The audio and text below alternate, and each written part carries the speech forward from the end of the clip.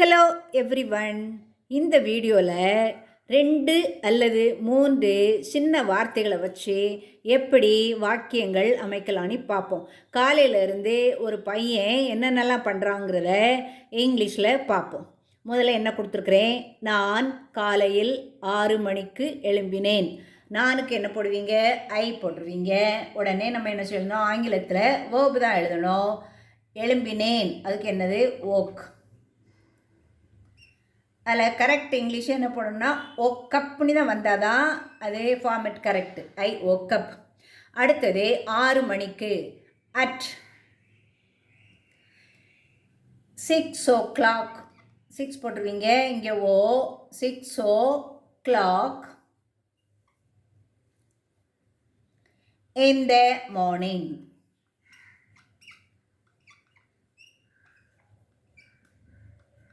இப்போ சேர்ந்து என் கூட சொல்லுங்கள். ஐ woke up at 6 o'clock in the morning.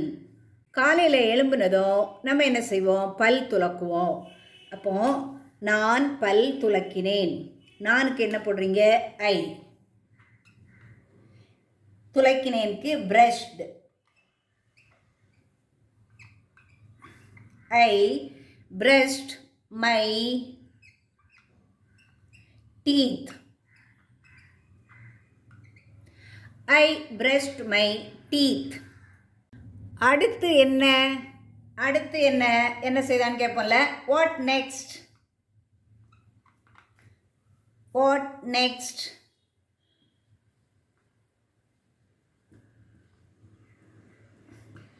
அடுத்து என்ன பண்ணா, நான் குளித்தேன். நான் குளித்தேன்.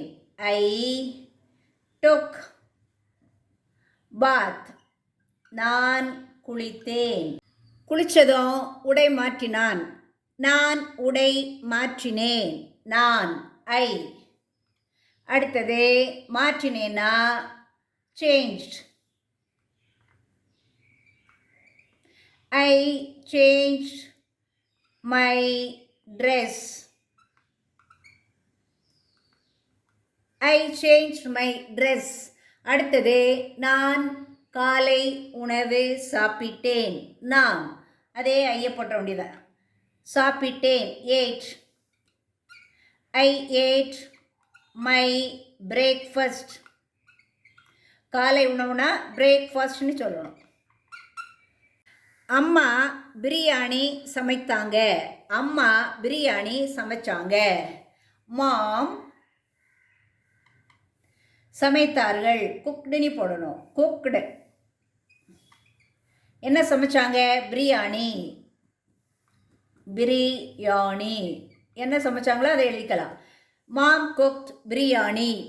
அடுத்தது நான் ஸ்கூலுக்கு போனேன். நான் ஐ வெண்ட். இந்த இக்குன்னு வருதுல்ல, அதனால் அதுக்கு தான் என்ன பண்ணணும், டூ போடணும். I went to school. I went to school. நான் ஸ்கூலுக்கு நடந்து போனேன்.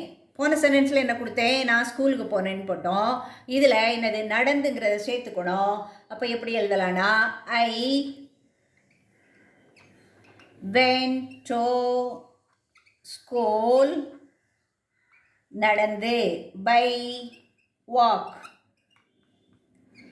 அப்போ லாஸ்ட் சென்டென்ஸில் ஒன்லி 4 வேர்ட்ஸ் தான் இருந்து. இதில் நீங்கள் என்ன செய்துக்கலாம், ஆடடாக சேர்த்துட்டிங்கன்னா it becomes a long sentence.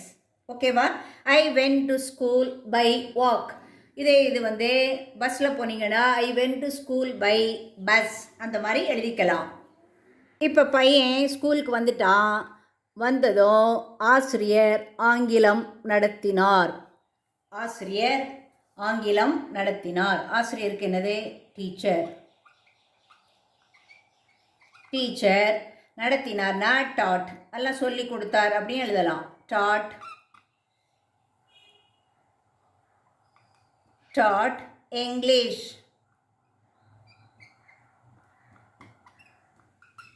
இப்போ தமிழ்லாம் அங்கே தமிழ் போட்டுக்கணும். எனக்கு ஆங்கிலம் ரொம்ப பிடிக்கும். எனக்கு ஆங்கிலம் ரொம்ப பிடிக்கும். இப்போ ஃபஸ்ட்டு எனக்குன்னு வந்திருக்கு. இதில் என்ன போடணும், ஐ தான் போடணும். நீங்கள் எனக்குன்னு வந்தோடனே ஸ்டார்டிங்கில் மீ போட்டு எழுதக்கூடாது. ஓகேவா.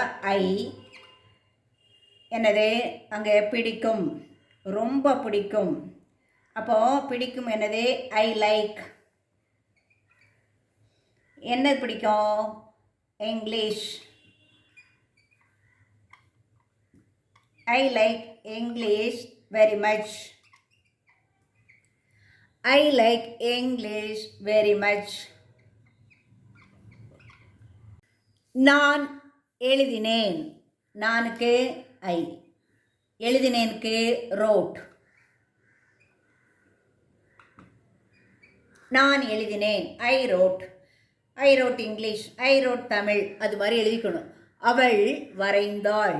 அவளுக்கு என்ன போடணும் ஷீ. வரைந்தாளுக்கு ட்ரோ.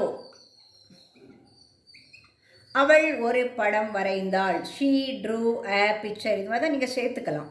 அடுத்தது அவன் படித்தான். அவனுக்கு ஹீ. He studied. ஈஸியாக இருக்குல்ல. நான் விளையாடினேன். நான் ஐ விளையாடினேன் பிளேடு. I played. நான் கிரிக்கெட் விளையாடினேன். I played cricket. நான் நண்பனோடு கிரிக்கெட் விளையாடினேன். நான் நண்பனோடு கிரிக்கெட் விளையாடினேன். எப்படி எழுதுவீங்க? ஐ இதே தான் எழுதணும். Blade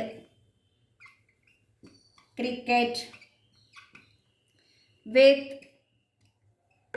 my friends. மணி அடித்தது. மணி அடித்தது பெல். மணினா பெல். அடித்ததுக்கு ரேங். பெல் ரேங். இப்போ பெல் ரேங் ஃபார் த பிரேக் அப்படின்னா இடைவேளை மணி அடித்தது அப்படி சொல்லிக்கலாம். அடுத்தது நான் மதிய உணவு சாப்பிட்டேன். நான் ஐ சாப்பிட்டேன். ஏட் ஐ ஏட் மதிய உணவு. My lunch. நான் மதிய உணவை நண்பர்களோடு அமர்ந்து சாப்பிட்டேன்னா I ate my lunch with my friends அப்படி எழுதுனா போதும். மதிய உணவு பிரியாணி அம்மா சமைத்து கொடுத்தாங்க. சாப்பிட்டேன். அது மிகவும் சுவையாக இருந்தது. It was very tasty. It was very tasty.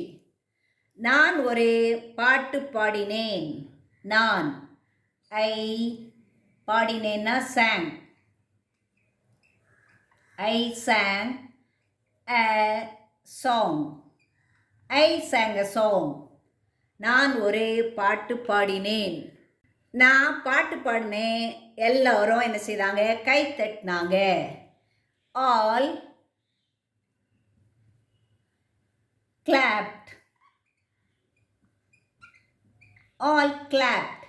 எல்லோரும் கை தட்டினாங்க. கைத்தட்டல் கேட்டதும் எனக்கு மிகவும் சந்தோஷம். எனக்கு மிகவும் சந்தோஷம். I was very happy. I was very happy. எல்லாம் குட்டி குட்டி சென்டென்ஸாக இருந்தது. ஈஸியாக இருந்திருக்கும்ல. இதே மாதிரி நீங்கள் ட்ரை பண்ணுங்கள். ட்ரை பண்ணுறதுல ஏதாவது தடுமாற்றம் இருந்தாலும் நீங்கள் பயப்படாதீங்க. அடுத்த முறை சிறப்பாக அமைய வாழ்த்துக்கள். அதுக்கு நீங்கள் என்ன இங்கிலீஷில் சொல்லணும்னா better luck next time. Better luck next time. அடுத்த முறை சிறப்பாக அமைய வாழ்த்துக்கள். தேங்க்யூ ஃபார் வாட்சிங்.